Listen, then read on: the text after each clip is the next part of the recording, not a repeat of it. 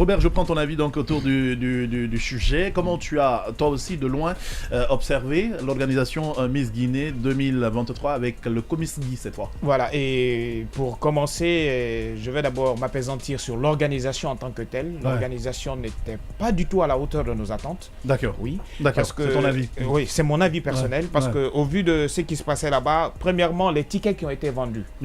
Les tickets d'1 million, par exemple. Il y a eu plus de tickets vendus. Il y a eu plus de tickets vendus que de places réservées. De toute façon, ça c'est bien le bon gombo de beaucoup d'organisateurs. Oui, mais très. On fait plus de tickets que. Oui, mais fort malheureusement, c'est pas une image reluisante pour notre pays. Je suis surtout que c'est toi. pas une compétition qui se fait à huis clos.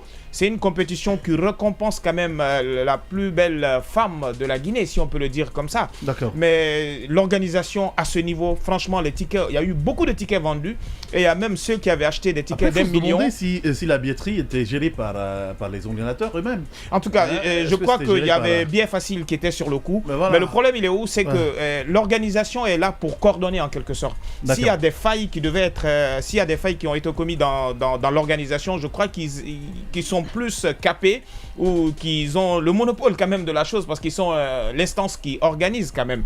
Donc à ce niveau, il y a eu plus de tickets vendus que de places prévues. Ça, c'est le premier point. Nous apprend-on. Oui, et il y a faut surtout le prouver. Oui, et non, mais c'est évidemment ce qui s'est passé dans la salle. Voilà, parce qu'il y a d'autres personnes qui avaient acheté des tickets d'1 million.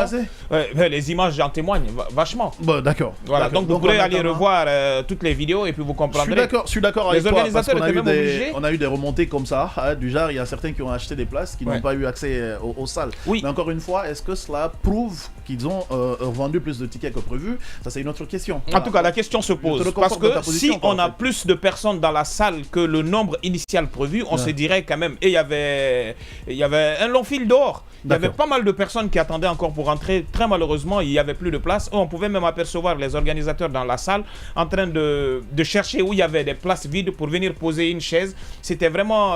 ça quand même, c'était pas à apprécier. C'était pas du goût de pas mal de spectateurs. Et on pouvait apercevoir également dans la salle que ceux qui avaient acheté des tickets de 1 million étaient obligés quelquefois, qui n'avaient pas eu de place, étaient obligés d'aller s'asseoir où on revendait les tickets, ou pour les tickets de 500 000. Ils étaient obligés d'aller s'asseoir là-bas. Et ça, c'était un problème. Eux, maintenant, du côté du choix de la Miss, et moi, je me dirais en quelque sorte que, voilà, premièrement, c'est la Guinée qui gagne et c'est la beauté guinéenne qui a été récompensée. Bien qu'elles étaient très nombreuses et les idées sont tellement divergentes sur le choix de la Miss par rapport aux critères et tout. Et il y a d'autres même qui pensent que Saran Keita, Fatima Kone et Hadja Kadiatou et Fernande d'ailleurs, Miss Forêt, qui devait être là, mais moi je pense spécialement sur le cas de Fernande.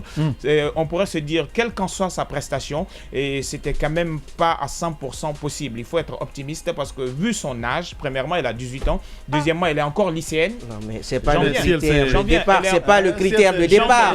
C'est pas elle est encore lycéenne. Là je ne pas jouer. Ça passe pas. Vous pouvez ne pas ça ne peut pas passer quand même.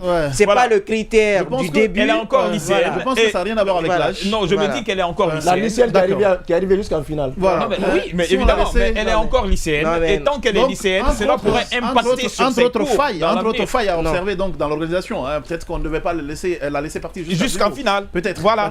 Jusqu'en finale, parce que cela pourrait impacter également sur ses cours. Parce qu'on connaît un peu le calendrier d'une Miss. On connaît ce que c'est. Non, mais c'est mon avis. Voilà, tu venais de parler tout à l'heure. Non, mais c'est pas pour autant dire. Non, Robert, là où je suis pas d'accord avec toi, ce n'est pas pour autant dire c'est ce qui a déjoué en sa faveur. Selon mon constat, c'est ce qui a déjoué en sa faveur. Non, attends, mais c'est mon avis, Kamal. Ça peut être ça. C'est mon avis. Qu'est-ce qui a joué en la faveur de celle qui a été déclarée Miss? Voilà, au-delà de ça. C'est la question. Oui, mais j'arrive là. Au-delà de ça, premièrement, j'ai suivi les pitchs de toutes ces Miss-là. On pourrait dire en quelque sorte que le top 3 n'était pas mal. Hein. C'était quand même pas mal. Mais du coup, les projets... Je crois qu'elles sont toutes parties sur un même angle. Elles ont tous choisi les mêmes types de projets. C'est quoi? L'autonomisation de la femme, lutter contre l'immigration irrégulière. C'était tous des... L'autosuffisance alimentaire, un peu. Bon, ils n'ont pas trop parlé de ça, mais en quelque sorte, en gros, c'est de ça elles ont toutes parlé. Bien. Et au vu de ça, on pourrait se dire que le choix allait être un petit peu mitigé.